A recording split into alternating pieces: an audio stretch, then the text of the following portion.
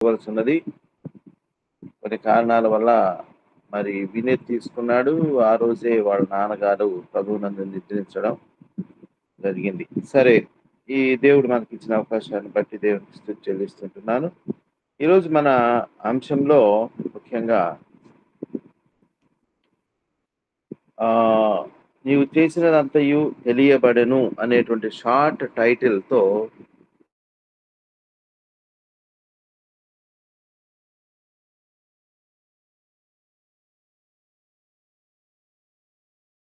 తరువాత నీవు నీ అత్తకు చేసినదంతయు నాకు తెలియబడెను. అది కంప్లీట్ వర్డ్. నీ పెనిమిటి మరణమైన తరువాత ఇక్కడ బోయజు చెప్తూ ఉన్నాడు. రూతుతో చెప్తూ ఉన్నాడు. నీ పెనిమిటి మరణమైన తరువాత రూతు యొక్క భర్త మరణం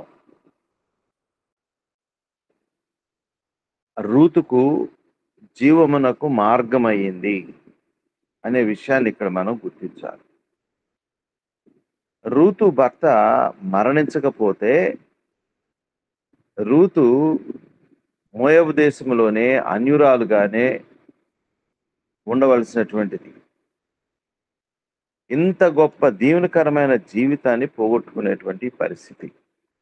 ఒక్కొక్కసారి మనకున్నటువంటి పెయిన్, బాధ, మనకొచ్చే నష్టం, మనకు జరిగేటువంటి ఆందోళనకరమైన పరిస్థితులు మనకు అర్థం కావు. ఇవన్నీ కూడా దేవుడు అనుమతించేటివే. లోకానికి అర్థం కావు, లోకస్తులకు అర్థం కావు. దేవుని బిడ్డలం అయినప్పటికీ కూడా మనకు కూడా కొన్నిసార్లు అర్థం కావు. తర్వాత అర్థమవుతుంది. మరణమైన తరువాత రూతు చేసినది ఏమిటి అనే విషయం మీదనే మనం మనసును కేంద్రీకరిద్దాం అనుకున్నాం కదా. రూతు భర్త యొక్క మరణం, రూతు మరి జీవమునకు జీవ మార్గములోనికి జీవాధిపతిని మరి పొందుకునేటువంటికి మలుపు అయినది అనే ప్రాముఖ్యమైన అంశాన్ని మనం మర్చిపోకూడదు. అదేవిధంగా నయోమి విషయంలో కూడా సరే, ఇక్కడ మన ప్రధానమైనటువంటి పాత్ర రూతు కాబట్టి ఈ యొక్క భాగాన్ని మనం కొనసాగించుకుందాం. యేసు ప్రభు యొక్క మరణము మరి వేలాది మంది, కోట్లాది మందికి జీవప్రదమైంది అనేటువంటి ప్యారలల్ వర్డ్, మరి మూల వాక్యం యేసు ప్రభు యొక్క అద్భుతమైన కార్యం ఏంటంటే ఆయన మరణము కోట్లాది మందికి జీవన మార్గములోనికి నడవటానికి, జీవములోనికి దాటించబడటానికి అయినది, అవుతున్నది, కాబోతుంది. That was a great death. So కొన్ని మరణాలు అవి అమూల్యమైనవి. కొన్ని మరణాలు ఇతరులకు ఆశీర్వాదకరమైనటువంటివి. ఈరోజు కూడా మనం వినీతి యొక్క తండ్రి జ్ఞాపకార్థ కూడిక, వాళ్ళ నాన్న గురించి వినీతి చెప్పడం, సహజంగా తండ్రి గురించి కుమారుడు చెప్తాడు. కానీ ఈ రోజుల్లో ఆ బంధాలు తెగిపోతున్నాయి. తల్లికి బిడ్డకి, తండ్రికి బిడ్డకి, భార్య భర్తకు ఉండేటువంటి రిలేషన్స్ అయితేనేమి పలచబడిపోతూ ఉన్నాయి, వేరేగా డైవర్ట్ అయిపోతూ ఉన్నాయి. బాధ్యత కలిగినటువంటి తండ్రి జార్జ్ గారు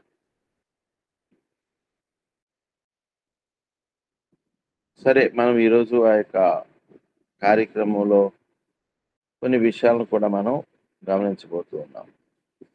అయితే రూతు ఏమి చేసింది అనే విషయం,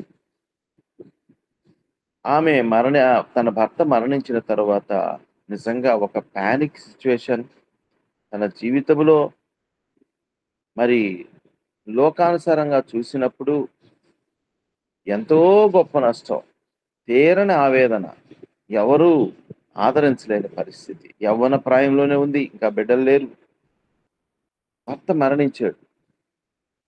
అటు చూస్తే మామయ్య కూడా మరణించాడు. మరిది మరణించాడు. మరణము ఆ కుటుంబాన్ని కబళించిందని చెప్పవచ్చు. అయితే జీవము ఆ కుటుంబాన్ని అద్భుతంగా లేపింది అని మనం చూసాం. చూడబోతున్నాం. అయితే what Ruth has done, Ruth అదే చెప్తున్నాడు ఇక్కడ.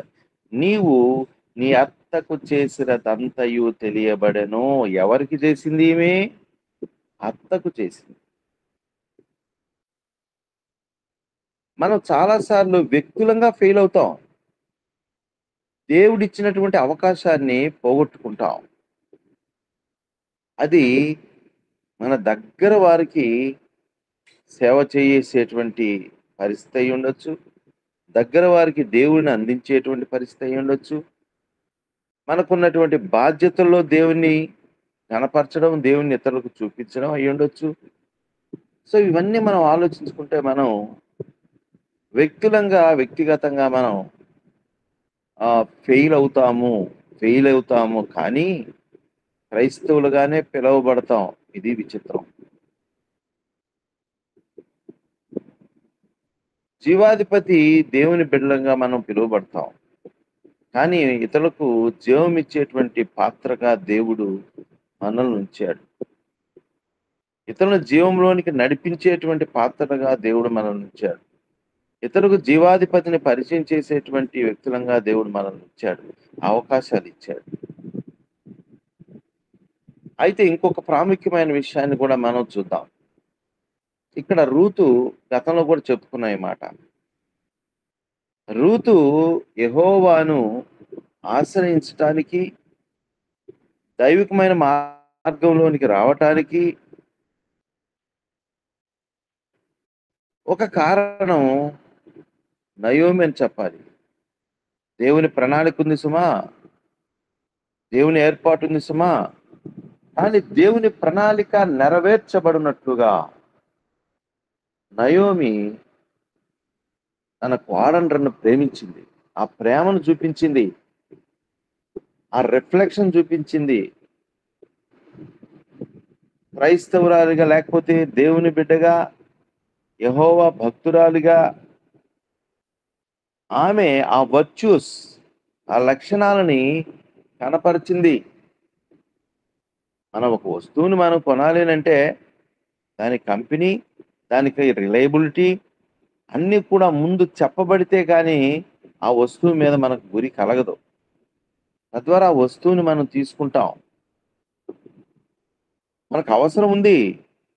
ఏదో ఒక వస్తువు అవసరం ఉండే మనం అక్కడికి వెళ్ళాం. కానీ ఒక కంపెనీ గురించి అయితే ఆ రిలయబిలిటీ, దానికున్నటువంటి స్టాండర్డ్ ఇది లేకపోతే పనిచేసే విధానము అన్నీ వివరించబడిన తరువాత మనకు దాని మీద గురి కలుగుతుంది. ఇక్కడ ఎడబాటులో నయోమి, నా కుమార్తెలారా మీరు హ్యాపీగా ఉండండి, మీరు పెళ్లి చేసుకోండి. ఇక నేను నా జీవితం చరమాంచానికి వచ్చేసాను, ఒంటరిదాన్ని అయిపోయి నా వల్ల మీకు ఏమి ప్రయోజనం లేదు, నేను వెళ్ళిపోతానంటే వారు ఎలాగ ఏడ్చారంట, వారు బిగ్గరగా ఎలుగెత్తి 1వ అధ్యాయం 14 వచనంలో వారు ఎలుగెత్తి ఆడవగా. ద బాండింగ్ బిట్వీన్ ఇన్లాస్, అత్తగారికి కోడళ్ళకు ఉండేటువంటి బాండింగ్ అక్కడ కనపడుతుంది. ఈ రోజుల్లో అలాంటి బాండింగ్ ఒక్కరూ కూడా కనపడదు.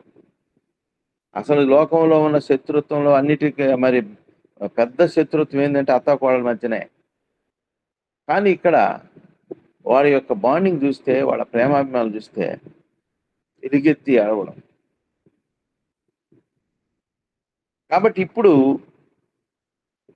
రూతు తన అత్తకు ఏం చేసిందో చూడండి. నీ అత్తకు చేసినదంతయు తెలియబడి ఎవరు చెప్పారు బోయజ్కి? ఎవరు చెప్పుంటారు చెప్పండి? ఇక్కడ రూతే చెప్పలే. అయ్యా నా అత్త కట్టి చేసినట్టు చెప్పినా నమ్మరు. అత్తకు కోడలు చేసినట్టు ఎవరు అస్సలు నమ్మరు. కానీ ఎవరు చెప్పుంటారు ఇంకా? బహుశా నయోమి షేర్ చేసుకోవచ్చు. నయోమి చెప్తే ఎవరు మీ కోడలు నన్ను వెంబడించింది, నాకు ఇలా పరిచర్య చేసింది, నాకు కూతురు కంటే ఎక్కువ, బహుశా ఇవన్నీ అలాగ చెప్పి ఉండక కారణాన మరి అది స్ప్రెడ్ అయింది. బోయస్కు అర్థమైపోయింది. క్లియర్గా చెప్తున్నాడు, నీ అత్తకు చేసినదంతయు. మొట్టమొదట వ్యక్తిగత సాక్ష్యం, వ్యక్తిగతమైనటువంటి మాధుర్య జీవితం ఇక్కడ మనం చూస్తున్నాం. అదే మళ్ళా పొలములో పనివారి మధ్య, పొలము అనగా ఇక్కడ మనం చెప్పాం సంఘము, దేవుని యొక్క ఇల్లు, దేవుని యొక్క పనివారు, వారి మధ్య మన సాక్ష్యం. కాబట్టి నీవు చేసినదంతయు తెలియబడింది. మన పరిస్థితి దేవునికి అర్థమైపోతూ ఉంటుంది, దేవునికి తెలియబడుతుంది అనేటువంటి హెచ్చరికను మనం ఇక్కడ చూసుకోవాలి. నువ్వు యథార్థంగా ఉన్నావా, మోసంగా ఉన్నావా, నటిస్తున్నావా, డాన్స్ చేస్తున్నావా, what you are doing it will be reveal to God. Nothing will be hidden. ఏమి దాచిపెట్టబడదు, దేవుడికి అంతా తెలిసిపోతుంటుంది. మరుగు చేయబడదు ఏది కూడా. ఈరోజు గుర్తుపెట్టుకుందాం, నా వ్యక్తిగత జీవితంలో నేను ఎలాగున్నానో దేవునికి అర్థమైపోతుంది సుమా, నోట్ అవుతుంది సుమా. నా యొక్క ఉద్యోగ జీవితంలో, లేకపోతే నేను పనిచేసే స్థలములో, లేకపోతే నేను పబ్లిక్ లైఫ్లో ఒక సేవకుడిగా మాత్రమే కాదు, మాటలు చెప్పేవాడిగా కాదు, వ్యక్తిగతమైన జీవిత సాక్ష్యం ఎలాంటిది, ప్రభువుని అది ఆనందింపజేసేదిగా ఉందా? రూతు యొక్క మరి ఆ జీవితం, even though she was in a great loss and great pain, అంత పెద్ద నష్టము, అంత పెద్ద బాధలో ఉన్నప్పటికీ కూడా ఆమె చేసినది ఏంటి అని అంటే, ముఖ్యమైన పరిస్థితి ఏంటంటే ఇక్కడ అత్తకు పరిచారం చేసింది అనేది కూడా అర్థమవుతూ ఉంది. అత్తకు చాలా మేలు చేసిందని అర్థమవుతూ ఉంది. వ్యక్తిగా తను చేసినటువంటి మరి ఆ పని, ఆ సాక్ష్యం వచ్చేసింది. అయితే ఇంకొకటి ఉంది, ప్యారలల్ లైన్. అందుకని వాక్యములో మనుషుల దయ్యందును దేవుని దయ్యందును ఎదుగుచుండెను, యేసుప్రభు గుర్చినటువంటి మాట. యేసుప్రభుకు మనుషుల దయ అవసరమా? అవును, ఆయన దైవ మానవుడు, మానవునిగా మనుషుల దయ అవసరం. దైవ కుమారుడిగా దేవుని దయ అవసరం. మానవుడిగా దేవుని దయ, మనుషుల దయ. So this is the balanced life. మనం చాలాసార్లు అనుకుంటాం, నాకు వీళ్ళతో ఏం పనిలే, వాళ్ళతో ఏం పనిలే, కాబట్టి నా మటుకు నేను ఉంటాను, నేను భక్తిగా ఉంటాను, నేను దేవునితో ఉంటాను, నేను ఏమి మాట్లాడను, నేను ఏమి చెయ్యను, నా పని నాదే. అది 0-1 అని ఎందుకు చెప్తున్నానో తెలిసిన? బ్యాలెన్స్డ్ లైఫ్లో ఒక పక్క 0 అయిపోయావు, ఒక పక్క బహుశా దేవుని విషయంలో ఉన్నావేమో. కొంతమంది రివర్స్లో దేవుని విషయంలో 0, మనుషుల విషయంలో పరిగెత్తి నీతి క్రియలు జరిగిస్తూ ఉంటారు. This is also cancelled. It will not be valid. Balanced life. ఒక ఫేమస్ టీచర్ స్టాన్లీ గారు ఒక బుక్ రాశాడు, ఏ బ్యాలెన్స్డ్ క్రిస్టియన్ లైఫ్. ఎలాగా ఉండాలి, అద్భుతమైనటువంటి బుక్ అది. ఉదయకాల సమయంలో నీ జీవితం ఎలాగా ఉన్నది, నా జీవితాన్ని పరిశీలించుకోవాలి. డిశ్చార్జింగ్ అవర్ డ్యూటీస్, మన పనిని నిర్వర్తించడంలో, ఒకరిని ఆదుకొనుటలో, ఒకరికి సహాయం చేయటంలో, ఒకరిని దేవుని యొద్దకు నడిపించడంలో మన యొక్క యాటిట్యూడ్ ఎలాగా ఉంది. కాబట్టి బోయజు మెప్పుకోలను పొందినటువంటి రూతు యొక్క జీవితం, రూతు యొక్క త్యాగం, రూతు యొక్క డెసిషన్. తర్వాత ఆయన చేసింది ఏంటి? నీ దేవుడే నాదు, యాక్సెప్టింగ్ గాడ్. తర్వాత కింద భాగానికి వచ్చినప్పుడు, నీవు నీ తల్లిదండ్రులను, నీ జన్మభూమిని విడిచిపెట్టడంలో వర్ధిల్లుట ఉన్నది. అంటే ఈరోజు దీన్ని తప్పుగా అర్థం చేసుకోకండి. ఒకవేళ ఎవరిని బిడ్డలు ఎవరైనా ఉన్నట్టయితే, నీ తల్లిని నీ తండ్రిని విడిచిపెట్టి నీ భార్యను లేకపోతే హత్తుకొనమనేటువంటి మాట ఉంది. ఈ దెబ్బతోటి మనోడికి మంచి ఛాన్స్ దొరికింది, ఈ భార్య తల్లిదండ్రులు పట్టించుకోరు. అది చాలా తప్పు, అది చాలా తప్పు. అదేవిధంగా అమ్మాయికి కూడా చెప్తారు, నీ తల్లిని విడిచిపెట్టు, నువ్వు వర్ధిల్లుతావు, ఓల్డ్ లైఫ్, ఇవన్నీ రకరకాలుగా చెప్తారు. ఎప్పుడు కూడా తప్పది. అలా కాదు. తల్లిదండ్రుల పట్ల మన బాధ్యత అబ్బాయికి ఉంది, అమ్మాయికి ఉంది. మనం భయంకరమైనటువంటి ఆహ్, లోకంలో మనం ఉన్నాం. ఒక దుర్మార్గకరమైన సొసైటీలో మనం ఉన్నాం. ఈరోజు ఆడపిల్లల యొక్క జీవితాలు అస్తవ్యస్తంగా ఉన్నాయి.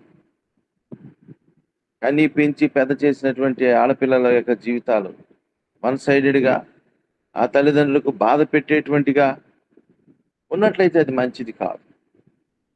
ఇక్కడ విడిచిపెట్టడం అనంటే వారు విగ్రహారాధికులు. వారు దేవుణ్ణి ఎరిగినటువంటి వారు. వారి యొక్క మరి కార్యాలు అవన్నీ కూడాను మరి దైవిక వ్యతిరేకమైనటువంటివి. రెండవదిగా తల్లిదండ్రులకి బహుశా ఆధారాలున్నాయి. కుమారులుండొచ్చు, కూతుర్లుండొచ్చు, బంధువులుండొచ్చు, అందరూ ఉండొచ్చు. వాళ్ళకి అందరూ కలిగి ఉన్నారు వాళ్ళు. వాళ్ళకొక సంపద కూడా ఉన్నది వాళ్ళకి. అయితే ఇక్కడ ఏమీ లేకుండా సమస్తమును పోగొట్టుకున్నది ఎవరు అనంటే నయోమి. కనుక ఇక్కడ నయోమి యొక్క బాధ్యత ఒక అనాథను హత్తుకున్నటువంటి రూతు. ఒంటరి స్త్రీని హత్తుకున్నటువంటి రూతు. సమృద్ధి గలదై వచ్చి మరి నష్టంతో లేమి కలదై వెళుతూ ఉన్నటువంటి ఒక స్త్రీని హత్తుకున్నటువంటి రూతు. ఇందాక సెండ్ ఆఫ్ లో 1వ అధ్యాయము అదే వచనంలో 14 వచనం మనం చూసాం. ఆ ఓర్ఫా ముద్దు పెట్టుకున్నది. ముద్దు అనేది ఎడబాటుకు కూడా సంకేతం. ఇస్కరియోతు యూద యేసు ప్రభువును ముద్దు పెట్టుకొని ఆయన హత్తుకున్నాడు. ఒక్క నిమిషం అండి.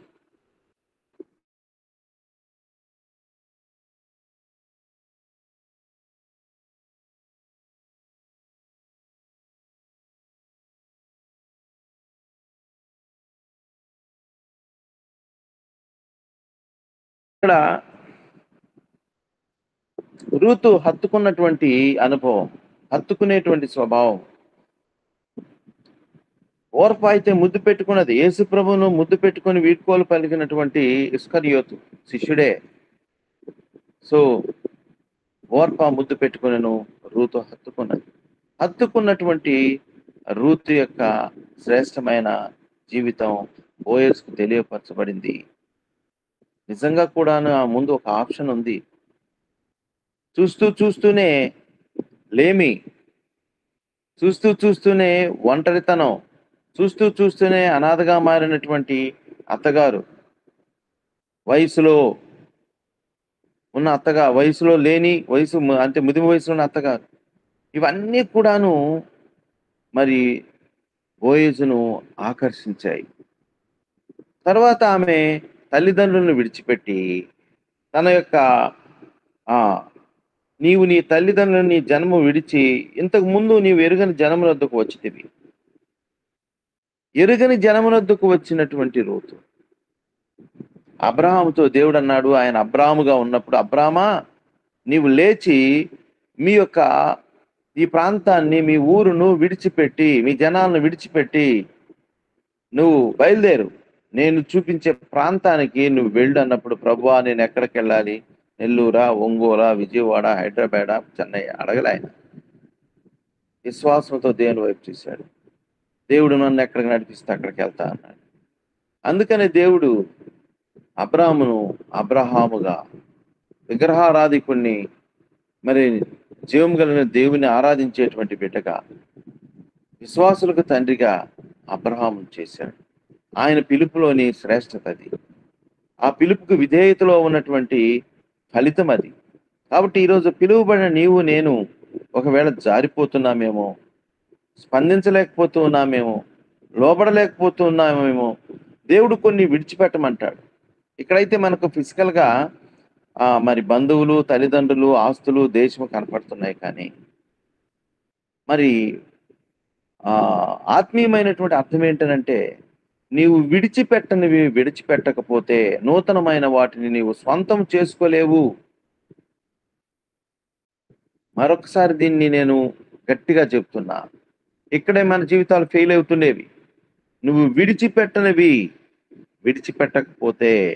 విడిచిపెట్టవలసినవి విడిచిపెట్టకపోతే దేవుడు విడిచిపెట్టమని నువ్వు విడిచిపెట్టకపోతే, నీ ఆత్మీయ జీవితానికి ఆటంకరమైన వాటిని వదులుకోకపోతే, నీవు నూతనమైనటువంటి జీవితంలోనికి రావు. జీవ సంబంధమైనటువంటి వాటిని సొంతం నీవు చేసుకోలేవు సుమా. పడుతూ లేస్తూ ఉండేటువంటి జీవితమే. అందుకే నీవు ఎన్నాళ్ళు 2 తలంపులతో కుంటి నడిచెదవు. యెహోవాయే నీ దేవుడా, లేక వేరే దేవతలున్నారా? నీవెన్నాళ్ళు 2 తలంపులతో కుంటి నడిచెదవివు. ఈరోజు ఒక పరిశీలన మనకు కావాలి సుమా. సుదీర్ఘమైన ఈ ప్రయాణంలో నీ యొక్క డెసిషన్ ఎలాగుంది? ఆ కంటిన్యూషన్ ఆఫ్ డెసిషన్ ఎలాగుంది?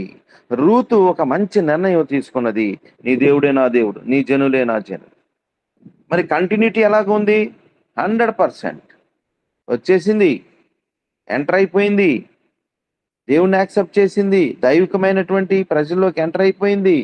దైవికమైన పొలము, సంఘము, సహవాసము, యజమానుడు. వండర్ఫుల్. అంచెలంచెలుగా ఆత్మీయ జీవితంలో ఎదుగుదల. ఈరోజు మన పరిస్థితులు ఎలాగున్నాయి? ఉదయకాలంలో నిజంగా 3 సంవత్సరాల పైన అయింది దీన్ని స్టార్ట్ చేసి. నేను వినీత్తో షేర్ చేశాను. అసలు వాస్తవంగా నేను చెప్పింది, నేను ఇచ్చిన సలహా ఏంటి, నాకు ఎక్కువ యూత్ మీద భారం. వినీత్ ఒక యూత్ మీటింగ్ లాంటిది మనం స్టార్ట్ చేస్తే చాలా బాగుంటుంది అన్నప్పుడు బిడ్డ విధేయతతో ఎస్ అలాగే సార్ అన్నాడు. అది అందరికీ కూడాను యునైటెడ్ క్రిస్టియన్ యూత్ అని పేరే కానీ ఉండే వాళ్ళందరూ కూడా యూత్ కానివారే. ఈరోజు వాక్య ధ్యానాలు, వాక్య పరిచర్య, సేవ అంతా కూడాను యూత్ తక్కువ, కానీ పెద్దలే యూత్ లాగా పరిచర్య చేస్తున్నారు. నిన్న మొన్న కూడా షేర్ చేసుకున్నా నేను. అల్లూరులో ఒక ఐక్యత. ఎస్, నిన్ననే అల్లూరులో ఉండేటువంటి దైవ సేవకులు ఇర్రెస్పెక్టివ్ ఆఫ్ కాంగ్రిగేషన్స్, మేము అది ఇది అని అందరూ సర్కిల్స్ వేసుకొని గీతలు గీసుకొని ఎవడి వృత్తంలో వాళ్ళు, ఎవరి సర్కిల్ వాళ్ళు కూర్చొని ఉన్నారు. అలాంటి దినాలలో అద్భుతమైనటువంటి సహోదరుల ఐక్యత కలిగి ఉండటం ఎంత మేలు. శాశ్వతమైన జీవము, ఆశీర్వాదం అక్కడ ఉండవలని యెహోవా ఆజ్ఞ. ఆయన మంచి పరిచర్య చేస్తున్నారు, మంచి సేవ చేస్తున్నారు, మంచి పరిగెడుతున్నారు. Very good. కంటిన్యూటీ, ఆ మాట గురించి చెప్తున్నా. ఒక డెసిషన్ అయితే తీసుకున్నాం, కంటిన్యూస్గా ఉందా, డిస్టర్బ్డ్గా ఉందా, బ్రేక్ ఆఫ్ అయిందా? ఇంకొక ప్రాముఖ్యమైన విషయం చెప్తున్నాను. మన జీవితాన్ని అలాగా చూసినప్పుడు మన జీవితం 2 ముక్కలు కాకపోతే దేవునితో సంబంధమే లేదని నిక్కచ్చిగా చెప్పవచ్చు. And it is not separated 2 parts. One is before Christ, the other is after Christ. క్రీస్తుకు పూర్వం నా జీవితం ఇది, క్రీస్తుకు తర్వాత నా జీవితం ఇది అని చెప్పడం కాదు, చూపించాలి. క్రీస్తుకు పూర్వం జీవితం ఎవరికి తెలియదు. నువ్వెంత మరి మన పనికిమాలిన వాళ్ళమో, మరి భ్రష్టులమో మనం చెప్పాలి. హానికరుడ హింసకుడను దేవదూషకుడను నేను, అవిశ్వాసినైన నన్ను ఆదరించినావుగా. పౌలు గారు అంటున్నారు, ఒకప్పుడు నేను హానికరుడను, హింసకుడను, దేవదూషకుడను నేను. ఇప్పుడు పౌలు గారిని చూస్తుంటే ఎక్కడ కనపడటంలా, వాళ్ళకి ఆశ్చర్యం వేసింది. అలాంటి నన్ను దేవుడు ఇలాగా చేశాడు. ఇది సాక్ష్యము, అది రూతు చేసింది. ప్రియమైన దేవుని బిడ్డలారా, ఉదయకాలం వాక్యాన్ని వ్యర్థం చేయకూడదు సుమా. ఈరోజు వాక్యాన్ని ప్రయోజనకరమైనటువంటి రీతిలో చూపించేవాళ్ళు జీవితం ద్వారా ఎంతమంది? ఎస్, యేసు ప్రభుని యాక్సెప్ట్ చేసిన తర్వాత ఆ విలువైన జీవితం కనపడుతుందా? రూతులో బోయజు అది గమనించాడు సుమా. అందుకే రూతు అంతగా వర్ధిల్లింది సుమా. ఈరోజు సొసైటీలో స్త్రీ అంటే పలుచని భావం, కానీ ఈమె స్త్రీ అయ్యుండి ఒక అద్భుతమైనటువంటి మరి క్యారెక్టర్గా, అద్భుతమైన వ్యక్తిగా, అద్భుతమైన దేవుని యొక్క బిడ్డగా మనకు ప్రత్యక్షం అవుతుంది, మనకు కనపడుతుంది. కాబట్టి మన జీవితాన్ని మనం పరిశీలించుకోవాల్సిమా, తీసేసుకోవాలి, విడిచిపెట్టాలి. విడిచిపెట్టకపోతే వర్ధిల్లవు.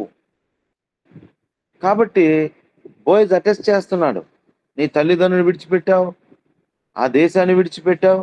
వారందరూ కూడా నిర్దేవులు, దేవుని ఎరిగినటువంటి వారు.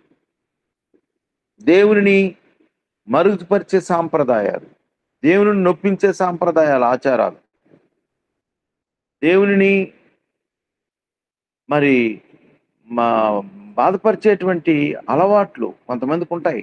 అలవాట్లు, కార్యాలు విడిచిపెట్టకపోతే నూతన జీవితంలో నీవు వర్ధిల్లలేవు. పేరుకు మాత్రం నువ్వు ఉన్నావు, కానీ నీలో ఆ మాధుర్యం కనపడటం లేదే. ఉంటే అటుగానైనా ఉండు, చల్లగానైనా ఉండు, లేకపోతే వెచ్చగా నులివెచ్చగా ఉండవద్దు. ప్రకటన గ్రంథంలో సంఘానికి దేవుడు చెప్తూ ఉన్నాడు. ఉదయకాలంలో వ్యక్తిగా చెప్తూ ఉన్నాడు. రూతు యొక్క జీవితం 2 ముక్కలు: బిఫోర్ గాడ్, ఆఫ్టర్ గాడ్. కాబట్టి నీవు నీ తల్లిదండ్రులు నీ తల్లి విడిచి ఇంతకుముందు నీ వెరుగని జనం వద్దకు వచ్చినవి. అయితే రావడం ఎందుకు వచ్చింది, ఎలా వచ్చింది, దాని ఫలితం ఏంటంటే, రూతు వచ్చిందంట, యెహోవా నీవు చేసిన దానికి ప్రతిఫలం ఇచ్చాను. ప్రతిఫలం ఇచ్చేటువంటి దేవుడు మన దేవుడు. నీ త్యాగం, నీ మంచితనం, నీ సహింపు, నీ ఓర్పు, శత్రువుని ఓర్చుకున్నావే, నేను బాధ పెట్టేవాడిని సహించావే, నీకు నష్టం చేసిన వారికి లాభం సమకూర్చావే. What a wonderful attitude. ఒకవేళ మనుషులు దాన్ని గుర్తించకపోవచ్చు, కానీ నీవు చేసిన దానికి నీ దేవుడు ప్రతిఫలం ఇస్తాడు. యెహోవా నీవు నమ్మిన దేవుడు, యేసు ప్రభు నీ రక్షకుడు, నీవు చేసిన దానికి ప్రతిఫలం ఇచ్చు దేవుడు. అన్య దేవతల దగ్గర ప్రతిఫలం దొరకదు సుమా. నీ త్యాగానికి ప్రతిఫలం రక్షణ. రూతుతో చెప్తున్నాడు, నీ త్యాగానికి విలువ రెస్టోరేషన్ ఆఫ్ యువర్ లైఫ్. చేదు నుంచి మధురంలోనికి, అనాథ నుంచి కలిగిన స్థితిలోనికి, ఊరు పేరు లేనటువంటి పరిస్థితి నుంచి యేసు ప్రభు ఆమె యొక్క జీనియాలజీలోనికి వచ్చాడు, వంశంలోనికి వచ్చాడు. యేసు ప్రభు, దావీదు, గొప్పవారు. What a wonderful blessing, what a wonderful result. చేసిన దానికి ప్రతిఫలం వచ్చింది. ఏ రోజు ఫలితం ఆశించకుండా మన జీవితాలు లేవు సుమా. ఒక మీటింగ్ పెట్టుకుంటే ఏం ఆశిస్తారు చెప్పండి? నాకు మెప్పు కావాలి, నేను కనపడాలి, నన్ను ఎక్కించాలి, అలగడం. You have to there to please your lord. ఒక్కటే అనుకోవాలి, నేనైతే ఇదే అనుకుంటా. నేను ఇక్కడ ఉన్నది ఎందుకనంటే నా దేవుని సంతోషపెట్టేదానికి, నేను సంతోషపడేదానికి కాదు. నేను ఎందుకొరకు ఉన్నానంటే నా ప్రభువుని సంతోషపెట్టాలి. Even though it is a pain for me, even though it is a loss for me, even it there is a hatred for me. నా కోసం ఒకవేళ ఎవరైనా అవమానకరంగా ప్రవర్తించినా, లెక్కలేనితనంగా ఉన్నా, పట్టించుకోకపోయినా, నష్టం చేసిన, బాధపరిచిన, it is the chance to show my ability, to show my love, to prove what I am. ఇది మనకు ఎప్పుడైతే వస్తుందో, నేనేదో గొప్పవాడిని మాత్రం ఎవరు అనుకోకండి. దేవుడు నాకు ఇచ్చిన వాక్య భావం, దేవుడు నాకు అనుగ్రహించిన సత్యం. బాబు, ఇది నీకు టెస్ట్ రా నాయనా, నీకు వచ్చిందా కష్టం, it is a great examination. నీకు వచ్చిందా నష్టం, నీకు వచ్చింది అవమానం, ఇదొక పరీక్ష. ఫలితం ఇచ్చేవాడిని నేను, మార్కులు వేసేది నేను. అర్థమవుతుందా ప్రియమైన దేవుని బిడ్డారా? దేవుని కొరకైన మన జీవితం. మనం చాలాసార్లు చెప్తాం, చాలా పాటలు పాడతాం. పాటలు అబద్ధాలు కాకుండా చూసుకోవాలి మనం. పాటలు ఇతర కొరకు కాదు, పాటలు మన కొరకే. ఏమన్నా మా చర్చిలో కూడా, మా సంఘంలో కూడా చెప్పాను. దైవజనుడు ఏసన్న గారు రాశారనుకుంటా, పాట రాసి పాడారు. అభినయిస్తూ పాడతాను, ఆనందిస్తూ పాడతాను, అనునయిస్తూ పాడతాను, ఆత్మలో పాడతాను. చూసావా అనుభవించడం ఆ ప్రేమను. మనం ఇతరులను చూసి పాడడం, ఆహా నా భలే బాగున్నట్టుంది, అందరు తలొప్పుతున్నారే. It is for others, not for your sake and your god sake. ఆనందాన్ని, నా దీపమును వెలిగించువాడు నా చీకటిని వెలుగుగా చేయను. అది అనుభవం. కాబట్టి ఇక్కడ మనం నువ్వు విడిచిపెట్టకపోతే, నాన్న తమ్ముడా ఎన్ని టైం 45 వరకేగా సీను. అవును సార్, అవును సార్. ఓకే నాన్న, right I will stop here. Let us close.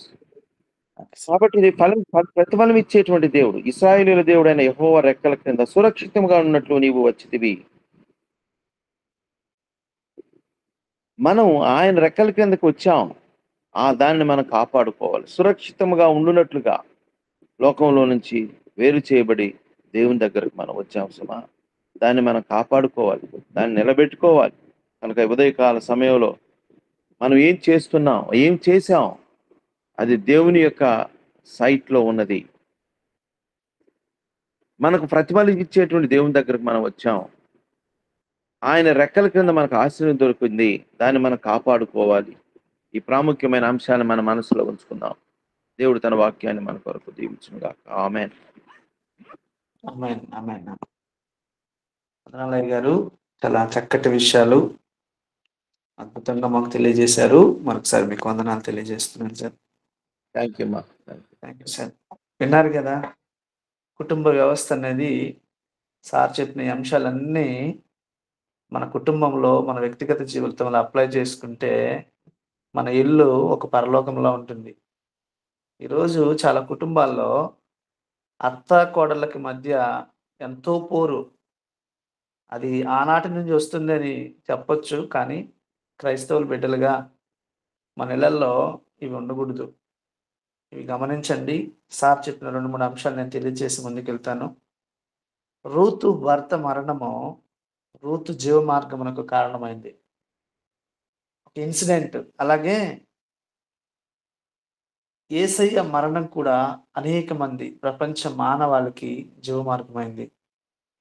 ఇంకొకటి, నీ వ్యక్తిగత జీవితం ఎలా ఉందో నువ్వు పరీక్షించుకోవాలి. నీ వ్యక్తిగత జీవితం నాకు తెలియకపోవచ్చు, ఇతర వాళ్ళకి తెలియకపోవచ్చు, సంఘస్థులకు తెలియకపోవచ్చు, కానీ దేవునికి మాత్రం తెలుసు. ఇంకొకటి, మన వ్యక్తిగత జీవితంలో ముందుకు వెళ్తున్నప్పుడు దేవుని దయయందు, మనుషుల దయయందు బ్యాలెన్స్డ్ లైఫ్ కలిగి మనం ముందుకెళ్ళాలి. కుటుంబ విలువలు, బాధ్యతలు కలిగి జీవించాలి. ఏమైనా విడిచిపెట్టాల్సినవి ఉంటే, తీసివేయాల్సినవి ఉంటే వదిలించుకోవాలి. మంచి నిర్ణయాలు తీసుకోవాలి. క్రియలు కలిగిన జీవితం, మాటల్లోనే కాదు. మనం ఏదైతే బోధిస్తున్నామో, ఏదైతే చెబుతున్నామో, ఆ మాటలు మన జీవితంలో కలిగి మనం జీవించాలి. మన జీవితం అనేక మందికి ఆశ్చర్యంగా ఉండాలి. ఆశ్చర్యకరంగా ఉండాలి. గొప్ప సాక్ష్యంగా ఉండాలి. ఘనతలు, గొప్పలు కోరుకోకూడదు.